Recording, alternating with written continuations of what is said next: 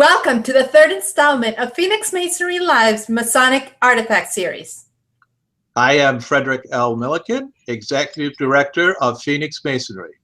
And I am Elena Llamas, Director of Public Relations for Phoenix Masonry. Now, Masonic artifacts do not have to be old to be collection and museum worthy. Today, we are going to show you, as our Artifact of the Month, a three-part video series on Jim McBeth's beautifully handcrafted Masonic knives. Frederick was able to visit Jim at his home in Boerne, Texas, and film these wonderful videos. Make sure to catch all three of them on our social media and YouTube channel.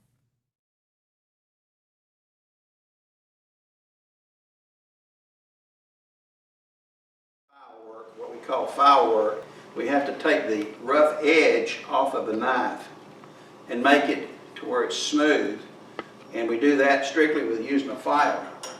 We take the file and we literally go through and literally file this thing, and we spend probably 35 minutes or so, 40 minutes, better part of at least over half an hour, and it takes to do the file work on this to get the thing edged out so that it's smooth to the touch and to the feel. And then I sand it down. Let me show you the sanding process that's taking place and the grits that we use. This is the sanding process, and this is the finished part of the knife work. When we get through, we're actually going to show you the polishing of it, and I think you're going to be surprised. You can see how this is right now. It doesn't have a shine to it, but when I get through with it, and you'll see it on the video, you'll see this really shiny.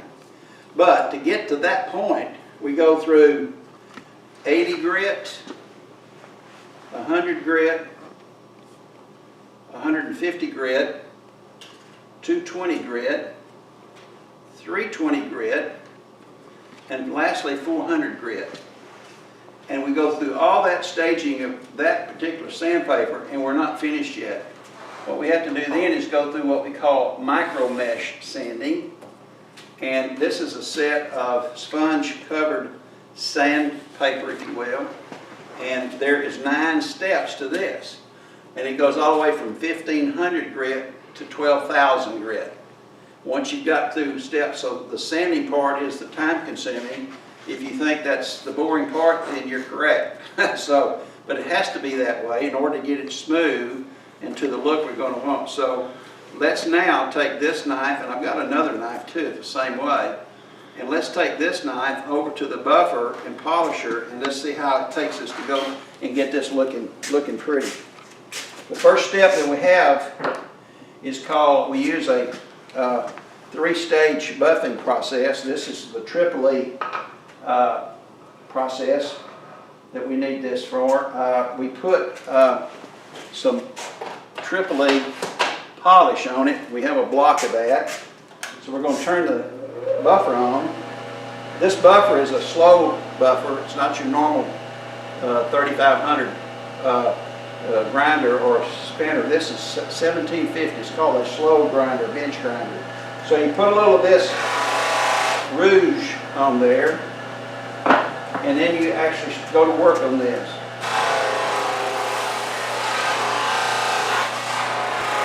Okay, that's the first stage of this, and the next stage is called white diamond. So we're going to take this buffing wheel off and put a buffing wheel, and we're going to use some polishing material called white diamond.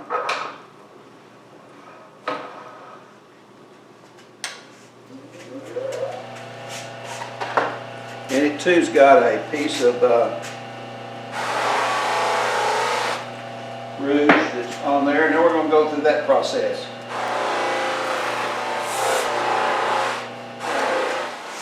Take usually a rag towel after that process and just hand buff it. Brother Fred, if you can zoom in on this. I've got one other stage, but there's, if you can see how that good is. I'll put some light on it. And look at the other side. Okay, now I'm going to put one more stage on it. I'm going to put wax on it. It's carnauba wax,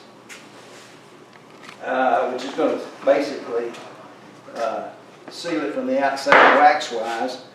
Now the stain that I use is also a sealant, so I only have a one process instead of two-step. That's one step, stain and sealing stain. This is just regular good old carnauba wax.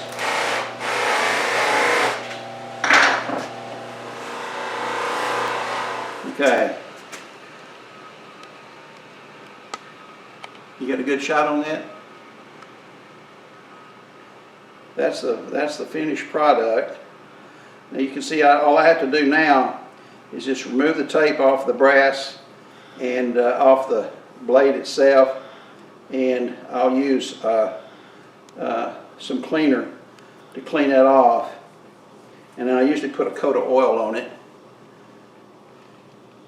And then all we're doing is waiting to, if I'm going to make this Masonic, then I'll just I'll dig or carve out, drill a spot here in the center of this handle and put one of our square and compass pins in it. If it's going to be for a friend who's not a Mason, then we'll just leave it like this. Or if they want another emblem, we can usually have several other emblems we can put into it. So if you want to see what the difference, now this is shiny, but it's not near as shiny. It's not been polished. This particular one I stained the same as this one. This is a different wood.